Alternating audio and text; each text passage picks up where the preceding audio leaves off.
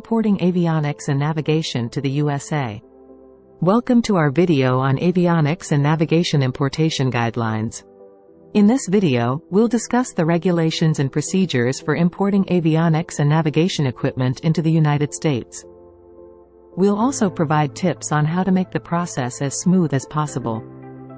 The Federal Aviation Administration, FAA, is responsible for regulating the importation of avionics and navigation equipment into the United States. The FAA's regulations are set forth in Title 14 of the Code of Federal Regulations, CFR, Part 21. Part 21 contains a number of requirements that must be met in order to import avionics and navigation equipment into the United States. These requirements include: the equipment must be approved by the FAA for use in the United States. The equipment must be accompanied by a valid import license. The equipment must be properly labeled and packaged. The equipment must be inspected by the FAA upon arrival in the United States.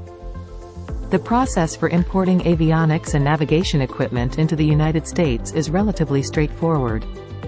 The following steps are involved. 1. Obtain an import license from the FAA. 2. Label and package the equipment according to FAA regulations. 3. Ship the equipment to the United States. 4. Have the equipment inspected by the FAA upon arrival. 5. Pay any applicable customs duties and fees. Here are a few tips to help you make the process of importing avionics and navigation equipment into the United States as smooth as possible. Work with a reputable avionics dealer or importer.